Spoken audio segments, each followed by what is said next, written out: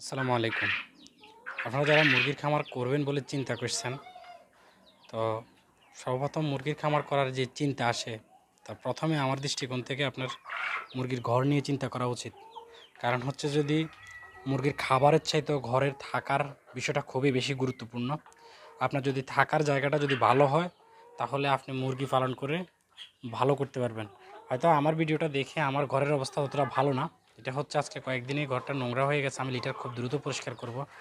আর আমার এখানে এই যে বেড়াটা দেখছেন, এই বেড়াটা আসলে করা হয় নাই। এটা পুরা দেওয়া হয় নাই আরকি। যার কারণে আমি আসলে কাজ করতেছি না। তো আমি হয়তো ২-১ দিনের মধ্যে এই বেড়াটা দিয়ে দিব এবং ঘরের লিটারগুলো এই বেড়াটা যে বেড়াটা দেখছেন এই বেড়াটা দিয়ে দিব। এই বেড়াটা দিয়ে দিব আর লিটারগুলো খুব দ্রুত পরিষ্কার করব। আর এদিকে আমার এই রুমের মধ্যে কিছু কাজ রয়ে গেছে। এখানে একটা পাইপ বসাইতে হবে। পাইপ না বসাইলে হয়তো আমি বাইরের দিকে আমি টিন দিতে হবে। তো সেটাও কাজ করব, খুব দ্রুতই কাজ হাতে নিচ্ছি আরকি। আজকে কয়েকদিন আমার খামারটা আসলে এলোমেলো হয়ে আছে। এটা আসলে কোনো ঠিক করতে পারি নাই এখনও। কারণ হচ্ছে যে আমার মূলত এখানে হচ্ছে টাইগার মুরগির শেড। কিন্তু এই টাইগার মুরগির শেডের মধ্যে এখন আমার থাকতেছে ফাউমি, সোনালি এবং টাইগার। সবগুলো হযবরল হয়ে গেছে। এটা একটা মিশ্র মতো হয়ে গেছে আরকি। আর এই যে আমার টাইগার মুরগিগুলো দেখতেছেন, এগুলার আসলে গ্রোথ তত বৃদ্ধি পাচ্ছে না। আজকে এগুলার প্রায় ৩ মাস হয়ে গেলেও এগুলো আসলে গ্রোথ আসলে ওইভাবে বৃদ্ধি পায় নাই। তো দুটো এগুলো আসলে খুবই মিশুক এবং খুবই আন্তরিক। তো এগুলো ছোট থেকেই আপনাদেরকে বারবার দেখাচ্ছি। তো ছোটোগুলো আলহামদুলিল্লাহ আস্তে আস্তে এগুলো বড় হয়েছে। তো আশা করি ফার্মিগুলো খুব দ্রুতই ডিমে চলে আসবে। কারণ ফার্মিগুলোর অলরেডি ৩.৫ মাস হয়েই গেছে। ফার্মিগুলো যা ফার্মি আছে, লাল ফার্মি এবং সাদা ফার্মি, ফার্মিগুলো খুব দ্রুত ডিমে আসবে ইনশাআল্লাহ। তো আসলে খামার করার ক্ষেত্রে পূর্বে হচ্ছে আপনার আসলে মূলধন কেমন আছে, সেই মূলধনের উপর ভিত্তি করে আসলে খামার করতে হয় আর কি। তো আমি যে খামার করেছি আসলে মূলধনের যথেষ্ট ঘাটতি, যার কারণে খামার আসলে সঠিকভাবে পরিচালনা করা আমার পক্ষে আসলে সম্ভব হচ্ছে না। কারণ হচ্ছে যে আমার এই খামারে আমার এই যে মুরগাগুলো আছে টাইগার এবং ফার্মি মুরগি, এই টাইগার এবং ফার্মি মুরগিগুলো প্রত্যেকদিন আমার ডিম পাড়া মুরগি ছাড়াই অন্য মুরগিগুলোর আমার ৩ কেজি খাবার প্রয়োজন হয়। আর ৩ কেজি খাবার যদি সোনালি স্ট্যাটার নিই ৭০ টাকা করে, আমাদের এদিকে সোনালি স্ট্যাটারের দাম পড়ে। তো ৩ কেজি সোনালি স্ট্যাটারের দাম ২১০ টাকা পড়ে। আর আমার যে ডিম পাড়া টাইগার মুরগিগুলো রয়েছে, এই টাইগার মুরগিগুলোর প্রত্যেকদিন আমার এই ৫টা মুরগি একটা মোরগ, এই ৫টা মুরগি আর একটা মোরগের প্রত্যেকদিন আমার প্রায় ৭০০ গ্রামের মতো খাবার লাগে।